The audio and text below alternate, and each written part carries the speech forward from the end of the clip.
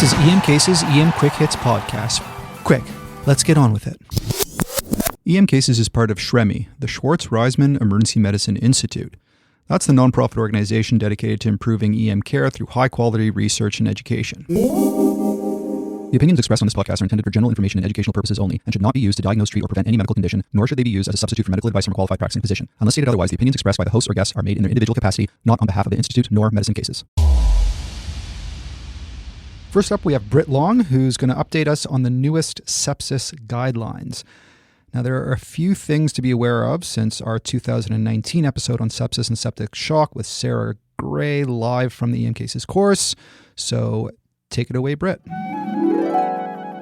The Surviving Sepsis Campaign just released their 2021 updates in December. I love managing sepsis, so I couldn't wait to take a look. For this Quick Hits episode, I'm going to break down some of the key updates. Now, there's no way I can cover all the 93 different recommendations, but I have picked some of the major ones that affect us in the ED. First, we need to talk a bit about screening tools for sepsis. One of the more recent tools is Q-SOFA. This includes a GCS of less than 15, respiratory rate of 22 or greater, and a systolic blood pressure of 100 or less. If two of these are present, we need to think about sepsis and infection. This seems user-friendly, something that we can easily use at the bedside, but the evidence behind its use is controversial. It has poor sensitivity, and the guidelines actually recommend against using this as a single screening tool. However, they do suggest obtaining a lactate level in those with suspected sepsis, but using this only as an adjunctive test. Lactate alone should not be used to rule in or rule out sepsis. My favorite screening tool for septic shock is NEWS, National Early Warning Score, which has better accuracy than Q-SOFA at identifying septic shock, and the beauty is that it can be done easily at triage before you even see the patient. Just go to MD-Calc to look at the specifics of the score. It's really just the patient's vital signs and whether they require supplemental oxygen or not. This is something we should probably be implementing at triage to pick up those occult septic shock patients early. Next is our initial resuscitation, and this is where the guidelines get interesting. The guidelines suggest using at least 30 cc's per kilogram of IV crystalloids within the first 3 hours of resuscitation for those with septic shock or hypoperfusion due to sepsis. The key word here is suggest. This is actually a downgrade from the prior guidelines where they recommend at least 30 cc's per kilogram. Now, this fluid amount is not going to work for every patient. The guidelines state there's insufficient evidence for using a restrictive or a liberal fluid strategy in the first 24 hours in those with sepsis and septic shock with hypoperfusion and volume depletion. They also state fluid resuscitation should only be provided to those patients with signs of hypoperfusion. We do have to closely watch for both over and under resuscitation. The guidelines suggest using dynamic measures over physical exam or static parameters. Dynamic parameters include response to passive leg raise or a fluid bolus, or using stroke volume variation, pulse pressure variation, or an echo. Other markers like heart rate, central venous pressure, and systolic blood pressure alone are poor indicators of resuscitation. So things have changed a whole lot when it comes to the volume of fluid to give in septic shock, but it's still quite controversial. I think everyone would agree that the days of giving 5 or 6 or 7 liters of crystalloid off the bat are over. One approach is to give a bolus of, say, 500 mils or 1,000 mils that would cover for insensible losses from fever, from tachypnea or diarrhea or what have you. And then after you've given that bolus, then you check for fluid responsiveness. Now, there's all kinds of fancy ways of doing this, but the most practical way, I believe, is by just looking at the lungs and IVC on POCUS. If the IVC is plump with little respiratory variation, and if there are B lines on lung POCUS, then you don't have to give any more fluids. You can look at the heart too to see if it's hyperdynamic with an empty-looking LV, which would suggest the need for more fluids to fill that tank. If the IVC is not plump and the chest is clear and the heart is not hyperdynamic, then consider giving some more crystalloid based on your overall gestalt, the patient's vitals, and the urine output. Now, many experts are also recommending starting norepinephrine as early as possible for patients with a MAP less than 65, especially in those patients who have globally poor LV function on POCUS. The idea is that the main physiologic problem in septic shock is vasodilatation, And because of leaky vessels, filling that intravascular space with volume more and more and more just leads to more and more third spacing of fluids, as opposed to filling a rigid vascular container that has been depleted. So counter that vasodilatation with early norepinephrine and know that you don't necessarily need to give huge, multiple big boluses of crystalloid. The guidelines also suggest guiding resuscitation to decrease serum lactate over not using serum lactate. However, you do have to keep in mind that lactate is not a direct marker of tissue perfusion. There are many conditions that can raise serum lactate. The final point for monitoring and guiding resuscitation is using other adjunctive measures like capillary refill. Capillary refill has been validated in several studies as an adjunct marker, and it's reproducible when you're looking for tissue perfusion. That was a bit of a detour, but let's get back to resuscitation and fluids. Prior guidelines recommended balanced fluids or normal saline for your initial resuscitation. The current guidelines still recommend using crystalloids as a first-line fluid, but they now suggest using balanced fluids like plasmolite or lactated ringers instead of normal saline, with much of this coming from the SALT-TD and SMART trials. If fluids aren't enough and the patient is in septic shock, the recommended first-line vasopressor is norepinephrine. The guidelines recommend an initial target MAP of 65 over higher MAP targets for those with septic shock on vasopressors. If we're unable to achieve the necessary MAP, the guidelines suggest adding vasopressin to norepinephrine, followed by epinephrine. The patient with cardiac dysfunction and hypoperfusion is extremely challenging. Guidelines suggest adding dobutamine to norepinephrine or using epinephrine alone. They suggest against using levosimendan if the patient has cardiac dysfunction. What about the peripheral use of vasopressors? Thankfully, we've had several great studies looking at this. Recent data suggests peripheral administration of vasopressors is associated with a faster time to achieving a MAP of over 65 and is generally safe, especially if you're using a line distal to the antecubital fossa and for a short period, like less than 6 hours. Based on this evidence, the guidelines now suggest starting vasopressors peripherally rather than waiting until you have central access. Let's get to the all-important antimicrobials. We all know we're supposed to start these immediately, ideally within 1 hour of recognizing possible septic shock or in those with a high likelihood of sepsis. However, if the patient has possible sepsis without shock, the guidelines suggest a short time of looking for the cause of the patient's symptoms, which might be infectious or non-infectious. If you're still concerned for infection, they recommend antibiotics within 3 hours from when sepsis was first recognized. The guidelines do discuss procalcitonin, but it's not ready for prime time. They suggest against using procalcitonin to decide when to start antibiotics.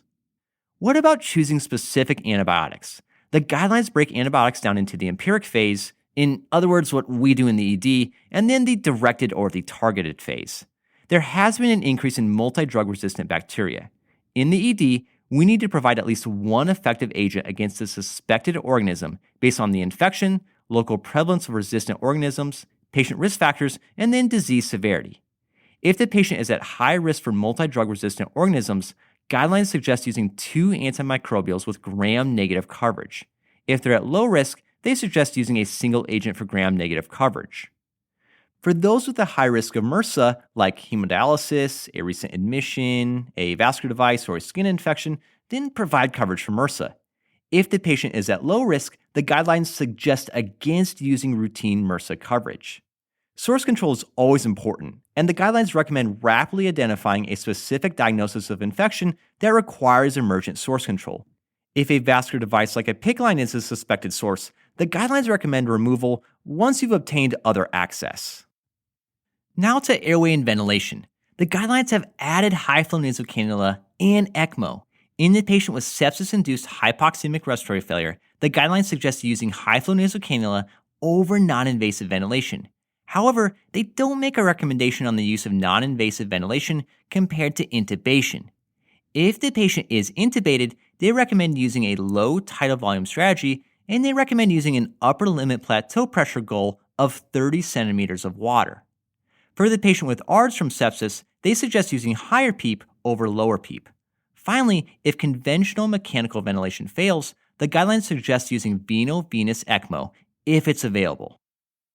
Let's finish with the adjunctive therapies. I haven't mentioned steroids yet. If the patient has septic shock and ongoing requirements for vasopressors, the guidelines suggest using IV steroids. This is a change from the prior guidelines where they suggested against using IV hydrocortisone to treat patients with septic shock if adequate fluid resuscitation and vasopressors were able to restore hemodynamic stability. The guidelines recommend using a restrictive transfusion strategy, and if serum glucose is 180 milligrams per deciliter or 10 millimoles per liter or over, they recommend starting insulin. Finally, let's get to vitamin C. High-quality studies demonstrate no improvement in patient-centered outcomes. The guidelines suggest against using vitamin C. Okay, that was a lot of content there. I highly recommend taking a quick look at these guidelines. There's even a great section on long-term outcomes and goals of care. Thanks for listening, and hopefully this summarizes what you need for your next shift. All right, just a quick review there. Cap refill is a great adjunct marker for tissue perfusion. After you give norepinephrine to target a MAP of 65, if you're not doing well there, the second line is vasopressin, and then the third line is epinephrine. Thankfully, the guidelines have backed off from insisting giving antibiotics within 1 hour, which caused a storm when they first suggested that. That was probably causing more harm than good, and they've nicely settled on 3 hours, which is much more reasonable. If the patient's at high risk of multi-drug resistance, remember to use 2 antibiotics, and for those at high risk of MRSA, make sure to cover them for it. They added high flow to replace NIPPV and ECMO, and when it comes to steroids, remember they are good for all those patients who are resistant to vasopressors. All right, next up we have Nour Khatib, who's come back to give us yet another amazing rural medicine case. It was a beautiful winter evening at a rural site in the Northwest Territories. The green northern lights were dancing above the hospital as I start my overnight shift. My first patient was a 61-year-old female here for 10-on-10 headache, dental pain, eye pain, nausea, vomiting, and just generally feeling unwell. She was wearing sunglasses, doubled over, and holding the right side of her face. Her past medical history consists of fibromyalgia, and she's on amitriptyline, and she has a history of sickle cell anemia. She states it all started when she had a toothache about 2 weeks ago and was unable to see a dentist. There is a dentist that visits this part of the north every 6 to 8 months, but he retired last year and the community has been without one. Although her toothache and right facial swelling was 2 weeks ago, her right face pain, headache, and right eye pain started last night. She has been having a lot of trouble sleeping from her toothache and has been taking Advil PM regularly and increased the dose of her amitriptyline as her pain became unbearable. I examined her mouth, and there's clearly tooth tenderness on the right first molar with submandibular lymphadenopathy. A tooth infection, of course. This fits the story. But wait a minute, she came in with a headache, eye pain, and she's wearing sunglasses. That's not your typical dental infection patient. Before walking away to write my pain medication orders, I decided to do a neuro exam on this patient. There it was. She took off her sunglasses and was in immediate pain from the bright hospital fluorescence. Her right eye had conjunctival injection, a fixed, mid-dilated pupil. The tonopen machine and slit lamp were not available. The right globe was slightly firmer than the left. I did not expect to diagnose acute angle closure glaucoma on this patient. But let's get into it. Acute angle closure glaucoma is an eye emergency. It's characterized by raised intraocular pressure due to impaired aqueous humor flow from the posterior chamber of the eye. When the posterior eye pressure increases, it pushes the iris forward, causing the angle between the iris cornea to close, hence the name acute angle closure glaucoma. This disease is associated with systemic symptoms like nausea, vomiting, headache, and even abdominal pain, and so it's at high risk of being incorrectly diagnosed. Many patients present with frontal headache, nausea, vomiting, photophobia, colored halos around lights, and blurred vision. It is precipitated by a dilated pupil, thus the classic story of a patient leaving a dark movie theater and getting sudden eye pain. Let's talk about some risk factors. There are certain medications, any medication that has a potential to precipitate an attack, are ones that can dilate the pupil. So these include adrenergic agents, anticholinergic agents, sulfa-based drugs, tricyclic antidepressants, and anti-Parkinsonian drugs. Other risk factors are family history, being of Asian descent, female gender, hyperopic eyes, or eyes with shallow anterior chambers. Now, how do you treat this? You need to treat this ASAP. The increased intraocular pressure can lead to optic nerve damage and vision loss. An ophthalmologist needs to be consulted immediately, and the following agents should be started. We've got drugs like pilocarpine, which is a miotic, timolol, beta blockers, apriclonidine drops, which is an alpha-adrenergic agonist, prednisone drops, acetazolamide, which is given systemically, and mannitol or glycerol, which are hyperosmotic agents. Now, let's go back to my case. What just happened? How did we go from dental pain to acute angle closure glaucoma? I delved into the literature for this, and there have been several studies looking at links between periodontitis and glaucoma. There's even a study published in Nature in 2020 stating an association between both was statistically significant. The mechanism is not clear, but overall inflammation and proximity of the organs were cited. Remember, association does not equal causation. I can't hang my hat on this one. But if we delve into our own case further, we realize the patient is of African American ethnicity, has family history of glaucoma, and just increased her amitriptyline and started taking Advil PM, which has diphenhydramine, for her sleep because of all her tooth pain. The patient had underlying reason to have glaucoma. What tipped her to acute angle closure glaucoma was likely the increase in the anticholinergic medications. This was also in the midst of an almost 24 hours of darkness time in the north. Her pain would worsen as soon as she walked into the bright indoors. This makes a lot more sense now. Of course, we do not have an ophthalmologist in the small town that I'm in. We did not even have a tonopen or slit lamp.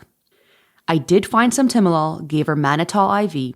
The only other medication available was some acetazolamide, which we could have gotten from a pharmacy that was a 2-hour drive away. But remember, our patient has a history of sickle cell anemia, so I avoided acetazolamide in this case. The contraindications to acetazolamide are sulfa allergies, sickle cell anemia, renal failure, and Addison's disease, so keep that in mind. Now, just with those medications, within 3 hours, the patient felt a little less pain in her eye, and the Medevac flight was able to take her to our nearest ophthalmologist a few hours away. The patient got laser iridotomy in the big city, and her vision returned. As for her tooth pain, she killed 2 birds with 1 stone, and while on her trip for her eye pain, went to see a dentist, and all was sorted out. And there you have it, friends, another rural case where there's not a lot of resources available, but honing in on that clinical exam helped this patient out. That was absolutely fantastic. It's been a long time since we've talked about acute angle closure glaucoma. So again, acute angle closure glaucoma is characterized by at least 2 of the following symptoms. 1, acute onset ocular pain with nausea and vomiting. 2, intermittent blurring of vision with halo seen around light, and that's due to the corneal edema. 3, photophobia. And 4, visual loss, along with at least 3 of the following signs. An intraocular pressure of more than 21, usually it's between 40 and 80. Conjunctival injection, corneal epithelial edema causing haziness, fixed and mid-dilated pupil, and a shallow anterior chamber. Risk factors include elderly patients who are farsighted, so hyperopic, and triggers include transition from light to dark environment, just like in this case. That causes the mydriasis, as well as many medications, anticholinergics, antimuscarinics, antidepressants, antipsychotics, antihistaminic, and sympathomimetics. Most of them, they cause the problem through mydriasis. When you start to manage these patients, make sure to reassess the IOP about every 15 minutes in the early phases of treatment. And the key stuff to give, timolol, 0.25 to 5%, 1 drop. That decreases the aqueous humor production. Just make sure there's no contraindications like bradycardia. A topical cholinergic like pilocarpine, 1 to 2 drops every 15 minutes for 2 doses. That causes miosis. It decreases the angle of the anterior chamber, and it increases drainage. Next is acetazolamide, which is usually given 500 milligrams IV. You can give it PO as well. And you can add mannitol, 1.25 to 2 grams per kilogram IV of the 20% solution, and that exerts an osmotic diuresis if a response with the other drugs does not occur. And in terms of when we miss acute angle closure glaucoma, it's usually in elderly patients or those with disabilities and dementia, psychiatric patients where thorough history and physical may be really challenging, and also in patients who present primarily with a headache rather than eye pain or abdominal pain and vomiting. Oh, and one final note, make sure to consider acute angle closure glaucoma in any patient who's had recent eye surgery. All right, we're going to switch gears now to my good friend Reuben Strayer, and he's going to give us the lowdown on the newest study on using a bougie for all first attempts at endotracheal intubation. Lots of chit-chat about the second of two studies Brian Driver and his group at Hennepin published in JAMA on bougie versus stylet. The BEAM study from 2018 randomized providers from the author's department to either a bougie or styleted endotracheal tube and found that in 757 patients, first-pass success was a stunning 98% in the bougie group and 87% in the stylet group. This result caused many bougie skeptics and the bougie indifferent to incorporate the device into their practice.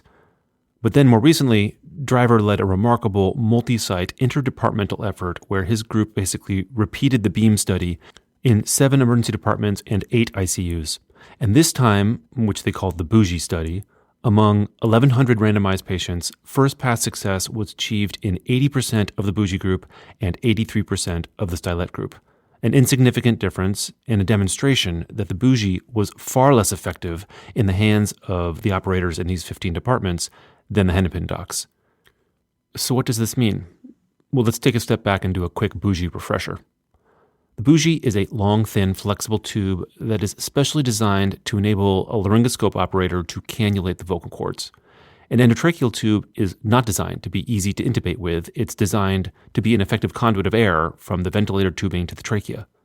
The bougie is far thinner and far more flexible than a styleted endotracheal tube, and this has very important implications. The most obvious advantage is that it is simply easier to navigate a small tube into a small hole than a large tube into a small hole. Furthermore, because an endotracheal tube is about the same size as the space in between the vocal cords, as you advance a styleted tube on the glottis, you will often lose your view of the target at the moment when you are about to cannulate the cords. The bougie is supple and moldable, which gives you a lot more flexibility in how you shape it, and this feature has been harnessed more effectively by second-generation bougies, which we'll discuss in a moment. You are much less likely to accidentally place the bougie into the esophagus because you can generally see very clearly the bougie pass between the cords, unlike an endotracheal tube, which again blocks your view, so you could easily advance through the wrong aperture. But the bougie is also self-confirming in 2 ways. The subtle way is that you can feel the tracheal rings if you are paying attention and going slow, but the more reliable way is that if you gently advance all the way, and you must do this gently, the bougie will hold up at the carina if you are in the right place. So you can confirm success before you ventilate for end-tidal CO2. And this is an under-recognized bougie benefit because insufflating the stomach with air is very dangerous. The bottom line is that if you are equally skilled with a bougie and a styleted endotracheal tube, you are going to be successful more often with bougie. If you are skilled with a bougie, you can intubate views that cannot be done with a stylet, including epiglottis-only grade 3 views, because of the bougie's deflected coude tip. This is a very good reason to get good at using the bougie, which you will do only if you use it routinely. Especially in the age of video, you are not going to be skillful with the bougie if you reserve it for poor views, because poor views are uncommon with video. And the difference between being skillful with the bougie and not is a first-pass success rate of 98% versus 80%. Now, I'm being a little tongue-in-cheek there. That's not a claim that can be made based on the 2 driver studies, but it's probably pretty close. We know, and I know, that Hennepin has a really robust, expertly orchestrated airway management skills program that teaches and reinforces a variety of best practices, including routine use of the bougie. And Brian's first JAMA study, the BEAM study, is a celebration of that effort to the tune of a 98% first-pass success rate.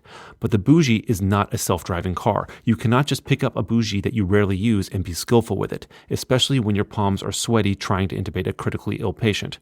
So if you want to be as good as the Hennepin docs, well, you might have to train a hennepin, but using a bougie for every intubation is a good start. This advice is confounded by hyperangulated geometry blades, which were excluded from both of these studies. Hyperangulated blades provide a superior view of the glottis by creeping around the tongue instead of having to displace the tongue, but that view comes at a price, which is that it is far, far more difficult to deliver the tube when using a hyperangulated blade than a standard geometry Macintosh-style blade. Because, especially if you try to maximize your view, which you should not do with a hyperangulated blade, but that is your instinct, and so if you yield to that instinct and you get your best view with a hyperangulated blade, your camera will be looking up at beautiful shots of the chords, except that you're looking up from the other side of that steeply curved blade and the trachea points down. So you have to make your tube go around the tongue, pointing up, and then change direction once it gets to the chords and point down, which is very unfavorable physics. So we have special equipment and strategies to overcome these unfavorable physics, like hyperangulated stylets and stop, pop, and drop. And these accommodations mostly work most of the time, and lots of folks are very skilled at using hyperangulated blades to great effect. The bougie, when used with hyperangulated blades, does not overcome the problem of tube delivery and can cause a lot of trouble if it's not molded properly. In order to work with a hyperangulated blade, the bougie has to be molded in roughly the same shape as the blade so that it can make the same turn around the tongue. But you are still left with the problem of the second turn once you get to the chords, the turn down into the trachea. I find that I can do this more effectively with a bougie than a rigid hyperangulated stylet, like the Glide Right stylet, because the tip of a rigid stylet cannot accommodate that second curve, the dip into the trachea. It's rigid. But the bougie, if properly shaped and advanced, can arrive to the glottis and then make the bend into the trachea because the bougie is malleable. It's bendable. This is quite a bit more difficult than using the bougie with a standard geometry blade, so unless you are already very skilled with hyperangulated video laryngoscopy, use a standard geometry video blade and a bougie as your first choice. As an aside, the device that does completely overcome the problem of tube delivery is the flexible endoscope, what is often called a fiber optic bronchoscope, because you can drive the tip up to the chords and then manually change the direction of the tip to maneuver it down the trachea. And the combination of hyperangulated video laryngoscopy and flexible endoscopy is an underutilized, relatively easy, and extremely powerful two-person airway technique I call VAFI, Video-Assisted Flexible Endoscopic Intubation. You can see more on that at emupdates.com/choices. Excellent. I do recommend emupdates.com, Reuben's site that houses hundreds of amazing algorithms. Now, back in November at the EM Cases Summit, George Kovacs, Canada's airway guru, gave a fantastic talk on everything you need to know about bougies. It's a bit of a deeper dive and a slightly different perspective, and it's available free open access on the EM Cases YouTube channel for those interested. One thing that Reuben and George agree on is that there is no role for bougies in patients with grade 4 views, and that's what Reuben's going to talk about next. You hear some talk about the use of a bougie in a grade 4 view when you see no landmarks at all, no glottis, no epiglottis, nothing. Grade 4 views are distinctly rare in the era of video. If you are using a contemporary video laryngoscope and you cannot find the epiglottis, the most likely explanation is that the head and neck positioning is off, or your technique is off. But if you have chosen the right blade, the patient is well positioned, you've used a good midline landmark-to-landmark technique, an optimized view using bimanual laryngoscopy and dynamic head positioning, and you still can't find the epiglottis, a bougie is not going to help you. In a grade 4 view, you see nothing. You have no target. So attempting to advance a bougie or a styleted tube on a grade 4 view is a blind intubation. This should not be done. This should not be done because it is almost certain to fail, and you will know you've failed after you've bagged the esophagus, which is dangerous in and of itself, and also wastes very important seconds that should be spent restoring oxygenation, ideally with a laryngeal mask if the patient is paralyzed or pulseless. If the patient is adequately oxygenated, but the best achievable view is a grade 4, come out and use a different technique. Try a different blade. Place a laryngeal mask and attempt intubation through that.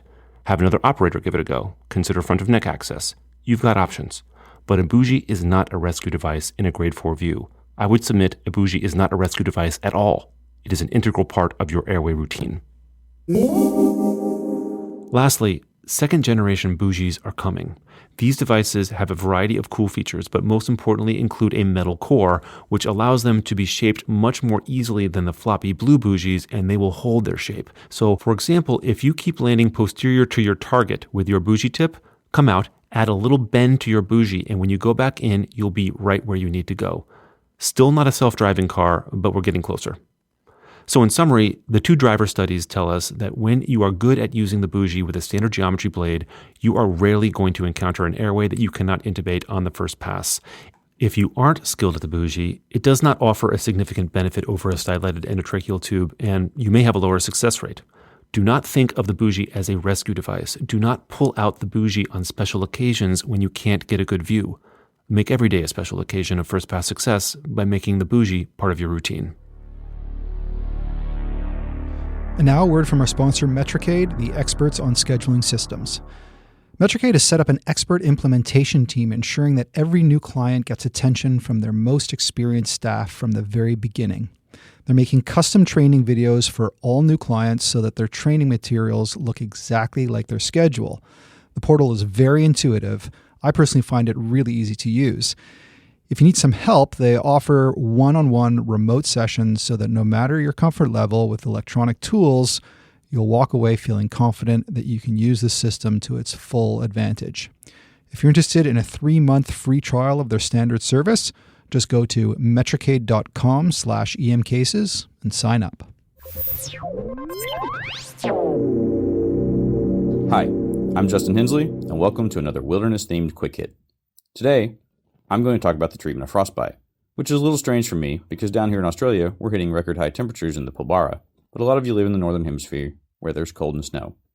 As we all know, frostbite is the condition resulting from tissues freezing. Frostbite has been historically classified into 4 tiers or degrees of injury, following the same scheme as thermal burn injury, but don't worry too much about that. Those classifications are based on physical exam findings and advanced imaging that occur after rewarming. In the field or in the emergency department, you want to classify early injuries as either superficial with minimal tissue loss or deep with significant tissue loss, as visual determination of tissue viability is difficult immediately or even after a couple weeks even. And that's all I'm going to talk about the pathophysiology, because this is actually about management. The biggest and most important point I want to stress is if somebody has frostbite, you need to also determine if they have hypothermia, because hypothermia can kill, and frostbite, while it has high morbidity, will not kill anyone. So, if they have any hypothermia beyond mild, you need to treat that and get their core temperature up to at least 35 degrees Celsius. After that, you want to remove all wet or constrictive clothing. The next step is thawing the affected part. As we've all learned, you don't want to attempt to thaw an area unless the risk of refreezing is eliminated, because refreezing will cause worse tissue damage. Beyond that, if you're in an area where you can rewarm them safely, you want to do rapid rewarming because it's the core of therapy. Initiate it as soon as possible. Extremities are easy because you can dunk them in a water bath at 39 degrees Celsius, and if it's a whirlpool, that's great. Doesn't need any antibiotics. You want to put them in there for about 20 to 30 minutes until the extremity of the affected area is pliable and erythematous. For the face, you cannot submerge it in water for 30 minutes because that's not compatible with life. But you can apply moistened compresses that are soaked in warm water to get the same effect. Again, 39 Celsius. You don't want to burn them in addition to their frostbite. Realize that while you're doing this, it is incredibly painful, and you will need to probably provide parenteral opioids or even procedural sedation depending on the size of the limb and how much pain they're in. After you've rewarmed it and treated their pain, you need to do some local wound care. It's going to sound weird, but topical aloe vera cream should be used on the affected area. There's been observational studies and animal models that show that it improves frostbite outcomes, and it's most likely because it reduces prostaglandin and thromboxane formation, thereby decreasing the inflammation. Any affected digits should be separated with cotton and wrapped with sterile dry gauze over that aloe vera. You want to elevate any involved extremities to decrease the edema. When it comes to blisters, removal is controversial. You can consider draining non-hemorrhagic bulla that interfere with movement. And there is an argument that says the thromboxanes and prostaglandins in the blister may prolong the inflammation, but there's no data to support that. However, if it's a hemorrhagic bulla, that means damage has gone to the deeper tissue plane where the blood vessels are, and you don't want to open that up because it increases their risk for infection. Always be aware of compartment syndrome and have a high initial suspicion in frostbite that they could have compartment syndrome. Beyond local wound care, you want to do some systemic care. The first and easiest step is ibuprofen, 12 milligrams per kilogram twice a day to a 2.4 gram per day max. This, for the same reason as the aloe vera, helps because it reduces prostaglandins and thromboxanes. Beyond that, TPA is the thing that most of us fail in doing for frostbite. You don't need to do it for superficial frostbite, but in the deep tissue injuries, it reduces digit amputation rates significantly. For this TPA to work, it needs to be started within 24 hours of rewarming, and outcomes are better if initiated within 12 hours. The dosing is much lower than cardiac or stroke doses, talking 3 milligrams for bolus and 1 milligram per hour after that. You want to give heparin with the TPA, also in a lower dose, but don't give heparin by itself if you don't have any TPA, because there's no evidence of any benefit. For most people listening to this is irrelevant, but iloprost, which is a prostacyclin, has really good data for frostbite and can be used up to 72 hours, so it even helps people beyond the limits of TPA. Doesn't have the bleeding risks, more able to be used in the field, but it's not approved for use in the USA or Canada. So, if you're in Europe or other areas where it's cold and you've got access to that drug, use it. Iloprost actually is available in Canada, but only through Health Canada's Special Access Program. It certainly is a reasonable treatment for patients with severe frostbite that would otherwise be at risk of amputation. We'll have a link in the show notes to an example protocol from a hospital in the Yukon Territories, way far north in Canada. When it comes to hyperbaric oxygen, theoretically it's beneficial, but there's no benefit shown in any randomized controlled trials because there haven't been any. So don't make hyperbaric centers your first and only transfer option for these. As with any other wound, tetanus has been demonstrated as a secondary effect of frostbite, and so you need to provide prophylaxis. No emergency medicine lecture is good without life-saving tetanus. Antibiotics, on the other hand, are controversial, and there's no data to support them, especially not emergently. They're not recommended by the WMS, and if you use topical antibiotic ointment, it may actually interfere with the aloe vera cream that we have data that shows is beneficial, so don't use it. And just thinking about it, if the skin is so cold that ice crystals have formed in your deep tissues, it's going to be so cold that bacteria are unlikely to live there as well. Certainly, 2-3 weeks down the road, there needs to be concern for infection, but not initially. If you're evaluating them in the emergency department, consider whatever vascular imaging you have, either magnetic resonance, computed tomography, or technetium scans. This helps predict the severity of the vascular injury, which actually goes on to prognosticate their degree of amputation. So then what's the disposition? Honestly, the simple ones that you can rewarm and they're okay, they can go home with that same ibuprofen twice a day dosing and aloe vera cream, and they'll recover fairly well. Obviously, any deep injuries are probably going to require an ICU admission because you should be treating them with TPA, and most medical wards won't take that patient. If you have a burn unit, they may be an option as well because the outcomes are similar, but you're going to have to make some phone calls for that. So why do we need to do a better job with frostbite if it's just about saving some fingers or toes, maybe a nose? Because it's more than that. 2/3 of patients with frostbite have prolonged sequelae from their injuries, from as mild as hypersensitivity, cold, pain, or ongoing numbness, to arthritis, bone deformities, scars, skin and nail dystrophia, and permanent disability from amputations. Sometimes people lose their entire hand or their entire foot. So let's do a better job with treating it, okay? All right, so key things to remember in the ED treatment of patients with frostbite: rapid rewarming of the affected body parts in 39 degrees Celsius water, and you can add chlorhexidine and isopropyl alcohol to that. You may or may not want to debride and aspirate the clear blisters. Speak to your surgeon about what they want. Don't touch the hemorrhagic blisters. Apply aloe vera protective ointment and porous low adherent wound dressings. Elevate the affected parts. Don't forget tetanus diphtheria immunization. Give oral ibuprofen for pain and inflammation. And if the frostbite is grade 3 or higher, give IV iloprost 2 nanograms per kilogram per minute infusion for 6 hours a day for 5 days, because that may actually prevent amputation.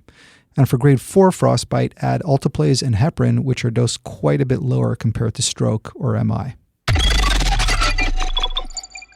We have a new guest to EM Cases, the creator of the Virtual Resus Room, the incredible online simulation program that we use at the last EM Cases course, and the creator of Foohey's Figures on First 10 EM. Check them out. They're great infographics. Dr. Sarah Foohey. Now, I saw one of her great infographics, or Foohey's Figures, that she did on the hot and altered patient. So I asked her if she could do a quick hit on it, and she kindly obliged. So here's Sarah Foohey on an approach to the febrile altered patient. We can take this higher. Today, I'm going to go over my approach to the hot and altered patient. I love this chief complaint because we all think infection when we see a patient with a high temperature and confusion. But really, this differential is huge and it's interesting. So it's an opportunity for us to do a little bit of zebra hunting. Let's start with a case. I've borrowed this case from my friend and colleague, Dr. Caitlin Link. A woman in her 20s comes to the emerge. Her partner had called EMS after she was not acting like her usual self after they'd snorted Percocets. EMS tried giving Narcan with no improvement. On arrival, her temperature is 37.9, she's tachycardic, and her blood pressure is in the 150s. Her GCS is only 7, and interestingly, she has significant hyperreflexia, she's shivering, and she has profound clonus. We're going to start with our general resus approach. We're going to bring her to a monitored setting, assess her ABCs, make an intubation plan, give oxygen if needed, start administering fluids, get an ECG, and check a blood sugar.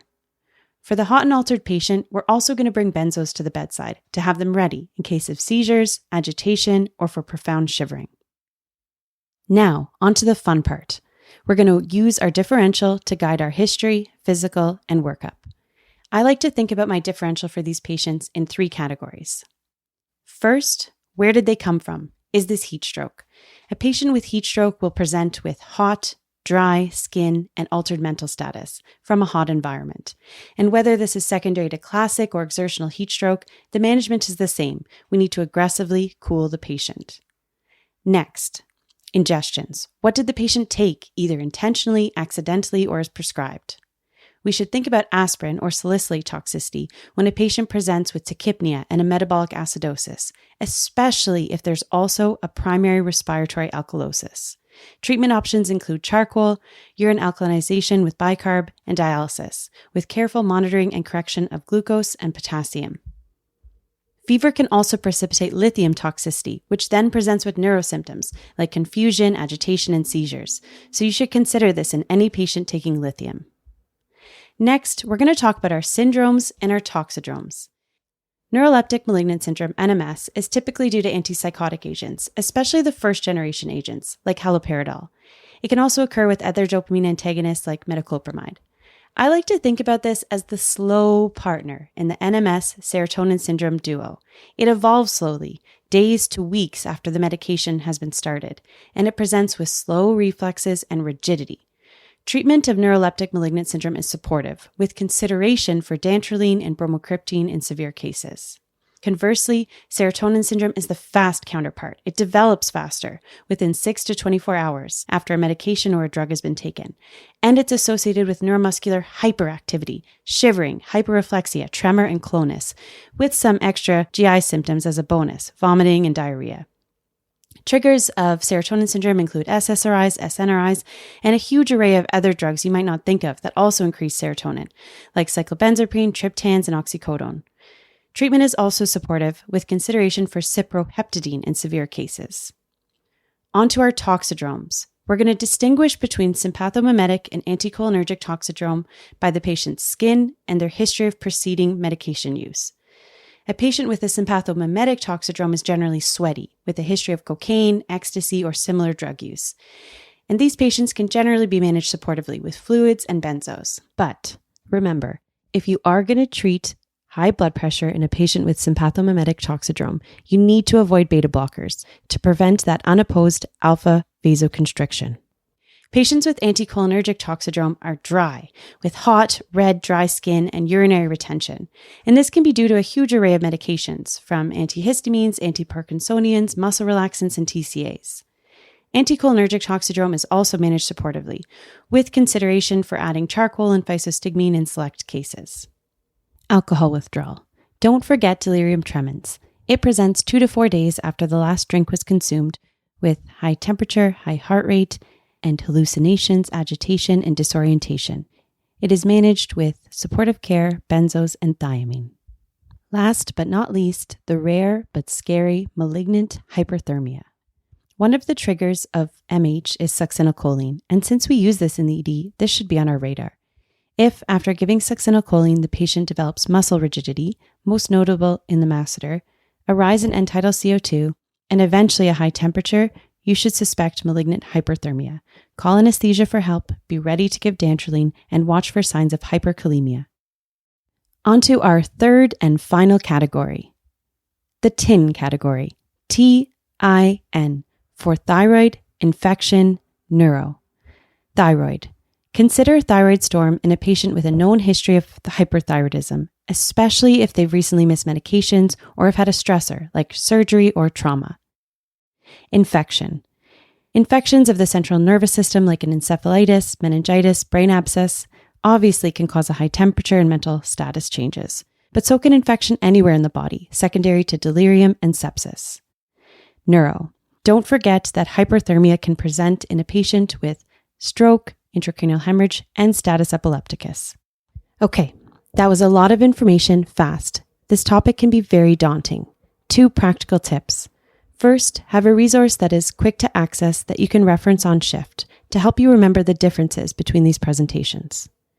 Next, to avoid anchoring, create a moment during your resuscitations where you force yourself to pause and think about what you might have missed. I like to do this when I'm entering my orders. By asking myself, what do I need to order?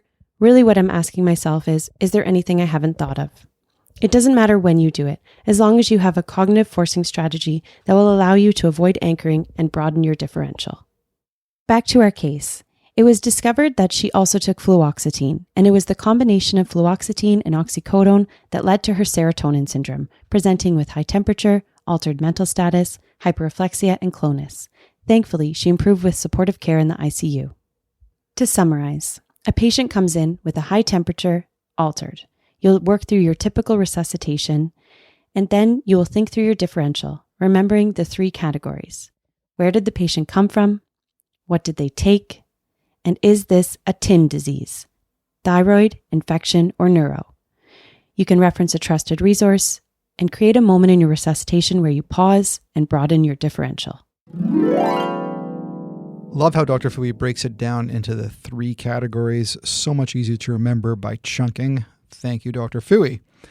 Last but not least, our quick hits trauma go-to, the one and only Dr. Andrew Petrosoniak.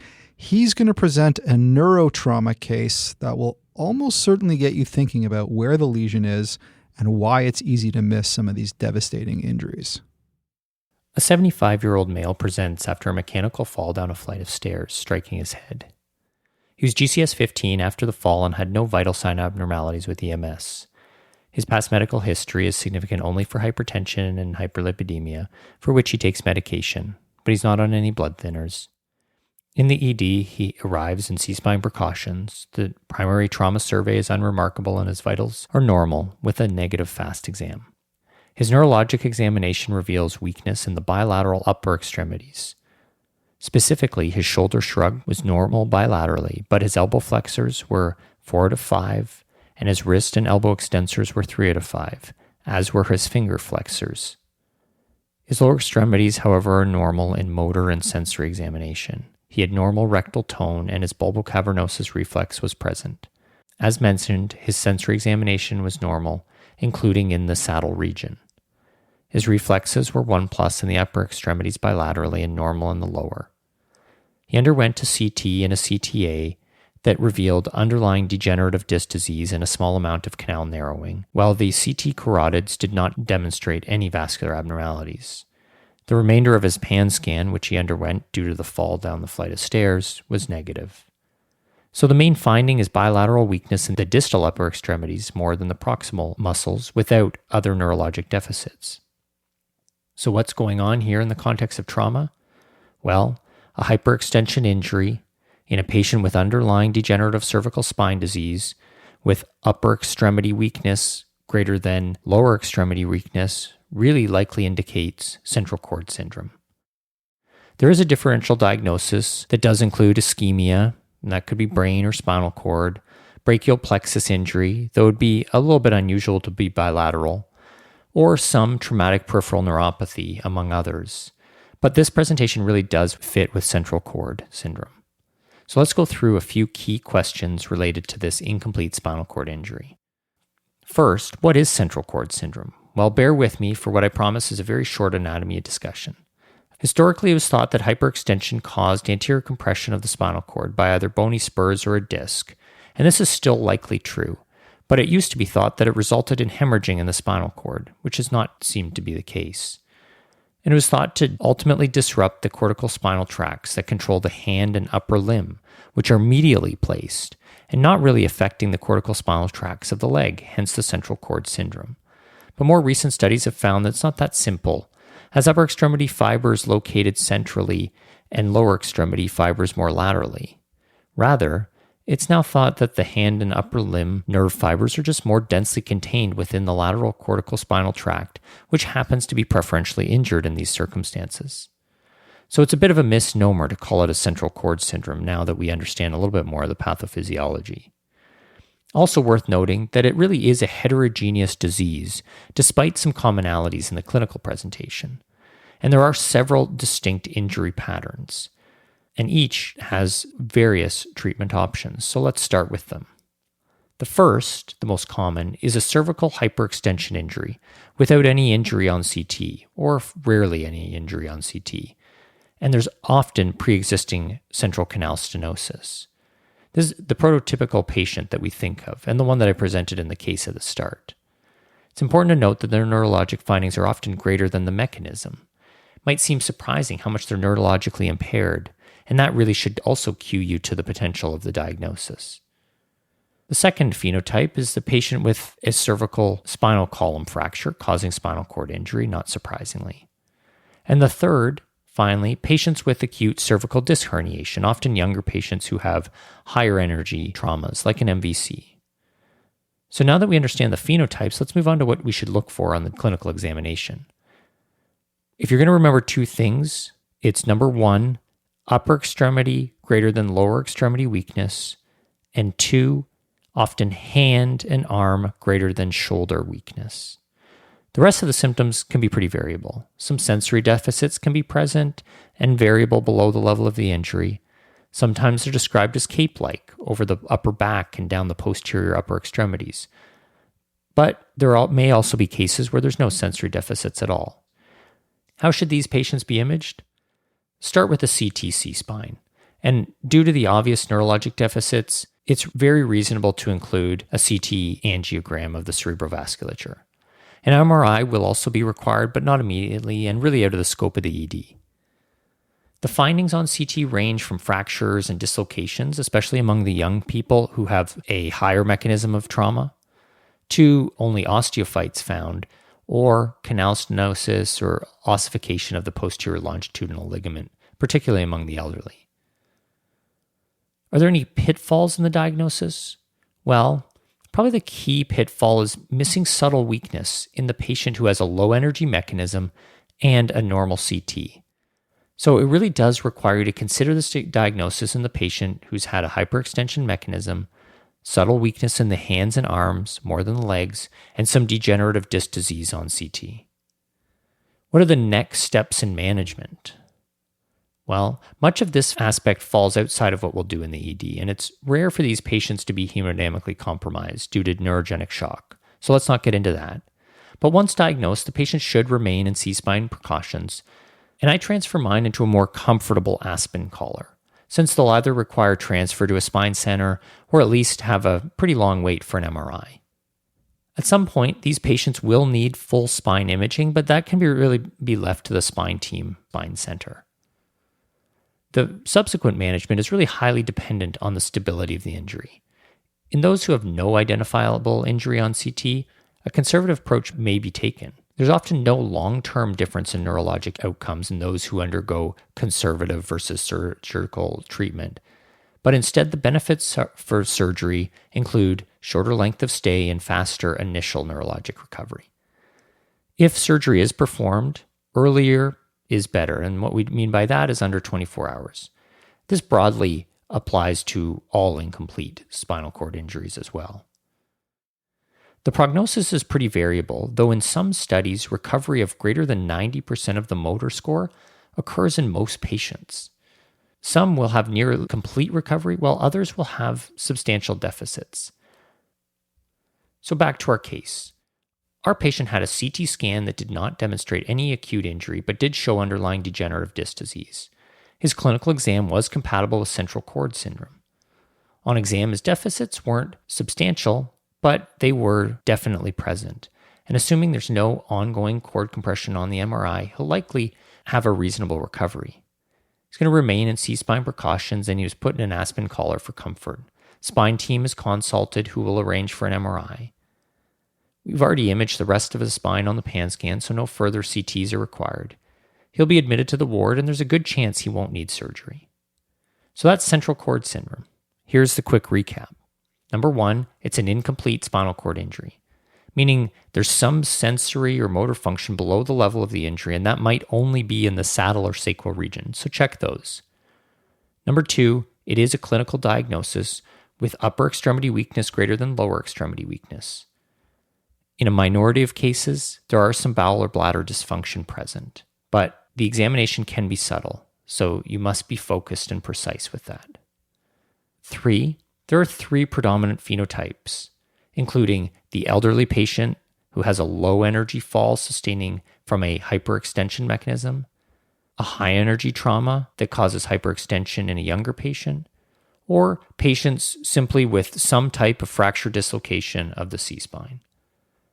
And finally, number 4, CT is the test of choice in the ED, and really you should include a CT angiogram of the carotids as well. That's all for now. So nicely summarized, Dr. Petrosoniak. Well, that brings us to the big end of podcast summary. First, for sepsis, some of the new guideline suggestions are that cap refill is useful to help figure out how well the patient's perfusing their organs, and to consider high-flow nasal cannula before NIPPV. It's reasonable to start norepinephrine, the first-line vasopressor, early to target a MAP of 65, and if that fails, move on to vasopressin, and if they're resistant to these, start steroids. Some pearls about acute angle closure glaucoma. They may present with headache or abdominal pain and vomiting, not necessarily eye pain. If they tell you that they're seeing halos around lights, that should trigger the consideration for glaucoma.